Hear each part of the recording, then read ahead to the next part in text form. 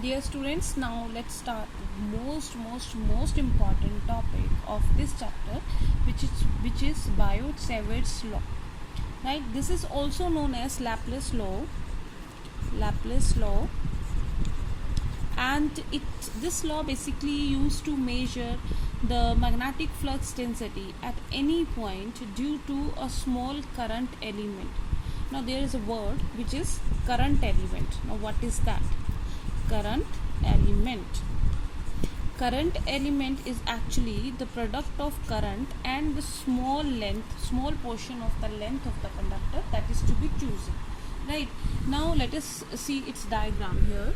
Here xy is a conductor and P is a point at which we need to find out the magnetic flux density due to the small element. Let us consider this AB is small element of length dl, such that when the current I passes through it, this element becomes current element.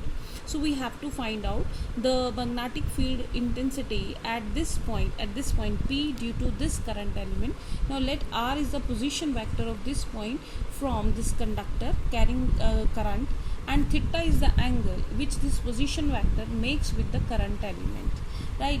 Now it is found that the current, the magnetic field, small amount, since we are taking here the small length of the conductor, so small amount of current, small amount of magnetic field induced at that point is directly proportional to current. Naturally, more is the current, more is the magnetic field induced. Right? Also it depends upon the length of the conductor, length dl of the conductor, and also the sine theta component dl depends upon sine theta and inversely proportional to the distance r of the point from which we need to find out the magnetic flux density. Right? Now if we combine these factors, this would become dB directly proportional to IDL sine theta upon r square. Right? Where if we remove this proportionality symbol, this would become dB is equal to k dl sine theta by r square.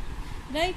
Now where k is the proportionality symbol, here IDL, where this k is having value, k is equal to mu naught by 4 pi in SI system of unit.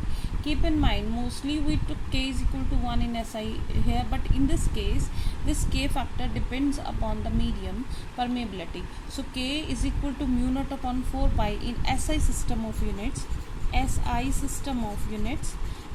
while k is equal to 1 in CGS. Right? And the value of this mu naught value is 4 pi into 10 raised to power minus 7 Weber per ampere per meter. Right? I hope this value is clear to everyone. We know that Weber per ampere, we can get the value. Weber per meter square is what? Weber per meter square is our Tesla. So from that we can find out. So we can write this dB. This dB can be written as dB is equal to mu naught upon 4 pi I dl sine theta by r square in SI system of unit. And if we don't put this value, it means we are using 1 here, so that will be value in SI unit. And more precisely, if I write in vector form, so dB vector can be written as mu naught upon 4 pi I dl cross r.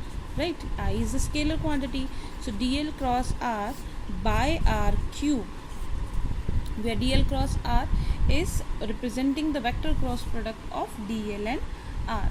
And the direction, naturally the direction of this vector cross product is given by right hand rule, which is the perpendicular to the plane containing dl and r. So if we come to this point here, diagram, you can see here diagram, this is dl and this is p. So if the direction, this is the direction, and the direction, this is the plane containing dl and r, so direction of magnetic field, will find the value if I keep my right hand. See here, the direction is what? Here it is thumb, this is taken downward, this is the rotation, right? dl r, and if this point P is to this direction, right? P is to this direction. At this point we have to find out. So in that case, that is upward. Here this is downward. Here this is downward, right? So if more precisely I want to explain you, this is DL. This is in this direction. So clockwise, when it is clockwise, the direction of, we have studied that for the clockwise rotation it is inward, and for anti-clockwise it is upward. So if point P lies to the right side, so in that case the direction of rotation dl cross r is clockwise, so direction of magnetic field will be inward. And if the point P lies to the right, in that case direction will be upward, outward. I hope the direction is clear.